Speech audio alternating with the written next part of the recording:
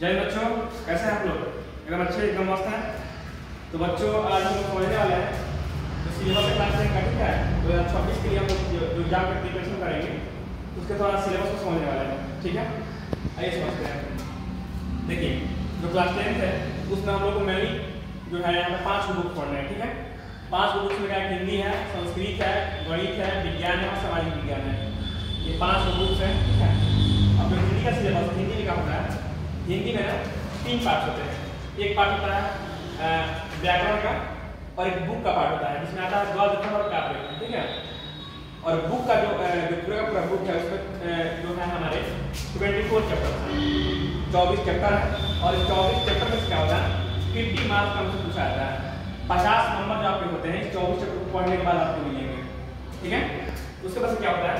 आपका जो ग्रामर है, इस ग्रामर में 50% ग्रामर से आपको क्वेश्चन आते हैं जो और ये दोनों 100% हो जाता है। मतलब 100 मार्क्स का आपका जो हिंदी का पेपर होता है वो 50% आता है आपको बुक से, जिसमें गद्य और काव्य खंड है, और 50% जो होता है वो आपके व्याकरण से आता है, ठीक है बच्चों। अब क्या होता है? जो संस्कृत है, संस्कृत में बुक वाला पोर्शन है और किताब वाला पोर्शन है, ठीक है। जो किताब वाला पोर्शन है और जो व्याकरण वाला पोर्शन है, ठीक है। तो इसमें क्या है? जो आपके बुक किताब है उसमें 12 चैप्टर दिए हुए हैं। ये 12 चैप्टर पढ़ने के बाद से आपको अबाउट 50 मार्क्स मिलेंगे, ठीक है। और जो व्याकरण वाला पोर्शन है, इस व्याकरण वाला पोर्शन से आपको 50% मार्क्स आते हैं। तो ये संस्कृत का रहा। उसके बाद आता है गणित। तो गणित में आपको 16 चैप्टर दिए हुए हैं। 16 चैप्टर पढ़ने के बाद आपको 100 मार्क्स मिलेंगे, ठीक है। इस चैप्टर को समझना है, इसको थोड़ा सा इसको सॉल्व वगैरह करना अगर आपको सही से आ गया तो आप इसमें 100% स्कोर कर सकते हैं मैथ के अंदर। उसके बाद साइंस में 3 पार्ट है। साइंस में एक जीव विज्ञान, भौतिक विज्ञान और रसायन विज्ञान है, ठीक है। और इन तीनों जो पार्ट्स है, इस तीनों पार्ट्स में मिलाकर आप 16 चैप्टर होते हैं, ठीक है बच्चों।